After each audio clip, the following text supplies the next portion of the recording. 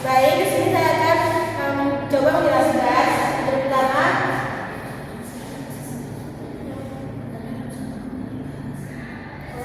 adapun maksud kami dalam satu komunitas terdapat kelompok warga yang menggunakan bahasa khas yang berbeda dari masyarakat umum.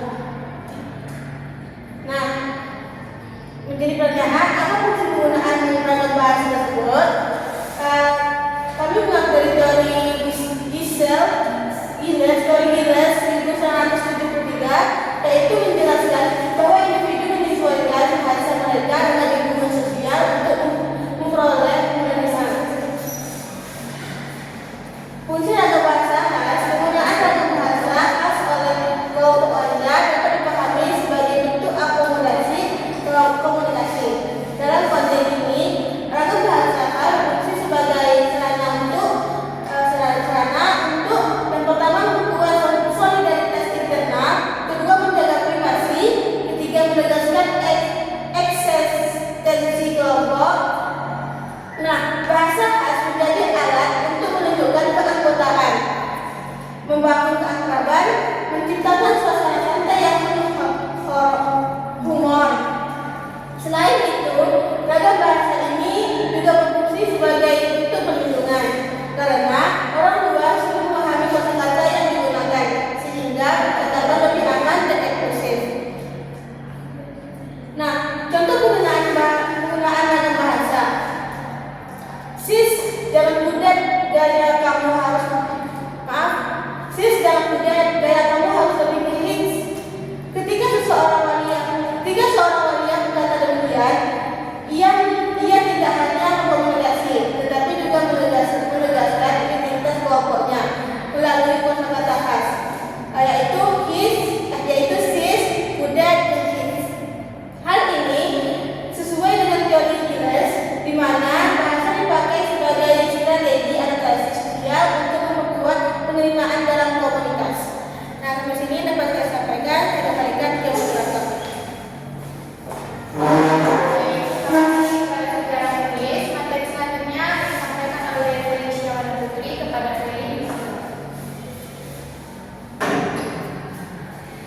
Baik, selanjutnya saya akan menjawab pertanyaan kedua, yaitu bagaimana bahasa mencerminkan identitas kelompok. Bahasa khas yang digunakan oleh kelompok warga itu mencerminkan terbentuknya identitas linguistik baru.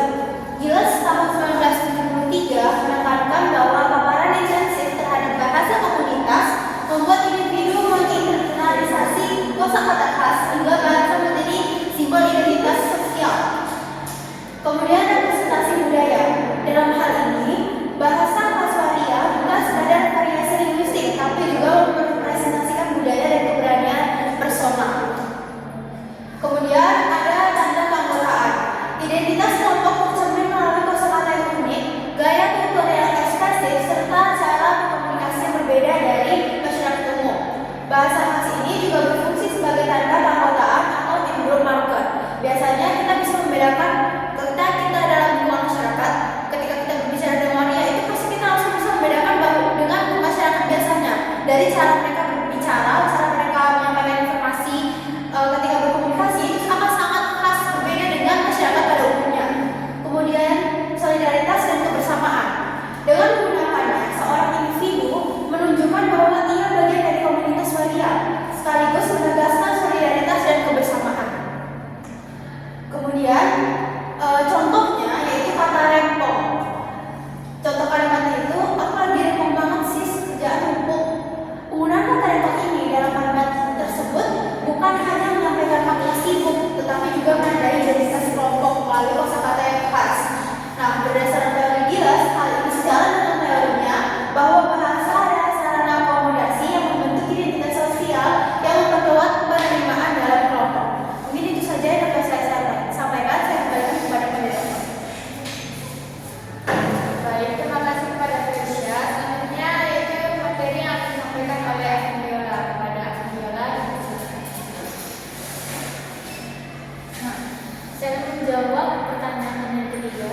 Berikan contoh fenomena serupa di sekitar Anda. Fenomena serupa dapat ditemukan dalam berbagai komunitas lain yang juga menggunakan bahasa khas sebagai penanda identitas. Yang pertama, bahasa gaul remaja. Misalnya, bahasa gaul remaja yang mencampurkan bahasa Indonesia dengan istilah baru seperti gabut, baper, atau mager. Hal ini merupakan bentuk campur kode di mana bahasa standar bercampur dengan kosakata khas komunitas remaja. Yang kedua ada komunitas gamers. Komunitas gamer yang menggunakan istilah seperti no, bug, atau push-rate. Bahasa ini menjadi simbol identitas gamer dan memperkuat solidaritas di antara mereka. Yang ketiga ada bahasa program eras tahun 1980-an di Jakarta yang menjadi simbol identitas anak muda dan berbentuk bahasa perlawanan terhadap bahasa formal. Nah, contoh fenomena dari media adalah aku lagi gabut banget, mager keluar rumah. Kalimat ini menunjukkan identitas kelompok remaja pada kosakata gaul menurut Giles tahun 1973. Fenomena ini terjadi karena adanya akomodasi bahasa individu menyesuaikan bahasa mereka dengan komunitas untuk diterima, membangun solidaritas dan menghadiri literasi. Paparan intensif terhadap bahasa komunitas membuat kosakata khas menjadi bagian dari identitas linguistik sehari-hari. Dengan demikian, bahasa khas bukan hanya alat komunikasi, tetapi juga sarana membentuk identitas sosial dan budaya. Terima kasih. Penjelasan dari saya kembalikan kepada Bapak. Baik, terima kasih kepada Ahli Yola. Selanjutnya materi terakhir yang akan disampaikan oleh Rosalina Dewi kepada Rosalina.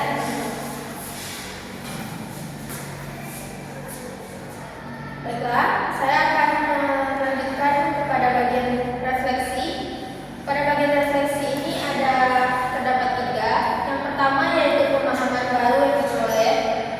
Kami memahami bahwa bahasa bukanlah hanya alat komunikasi, tetapi juga simbol identitas sosial, budaya, dan gender. Bahasa dapat memperkuat identitas solidaritas, menjaga privasi, sekaligus menegaskan eksistensi kelompok tertentu. Yaitu sisi positifnya dapat kita lihat yaitu dengan menambah wawasan tentang fungsi sosial budaya, sosial bahasa, sehingga lebih peka terhadap keragaman linguistik. Sedangkan sisi negatifnya yaitu dapat dilihat dapat menimbulkan stereotip atau diskriminasi jika perbedaan bahasa tidak dipahami secara bijak. Yang kedua yaitu pengalaman perbedaan bahasa berdasarkan gender. Kami pernah mengalami perbedaan bahasa berdasarkan gender. Misalnya laki-laki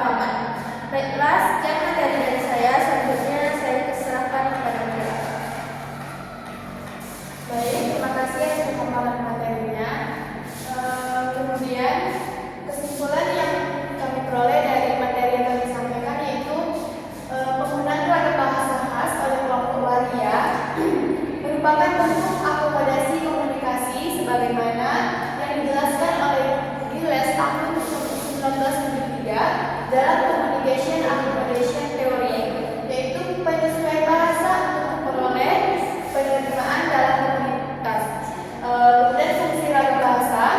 Ragam bahasa ini berfungsi memperkuat solidaritas, menjaga privasi, menegaskan eksistensi, sekaligus menjadi sarana ekspresi kreatif dan kultural. Kemudian identitas linguistik. Bahasa khas juga mencerminkan identitas linguistik baru yang lahir dari paparan intensif terhadap komunitas. Sehingga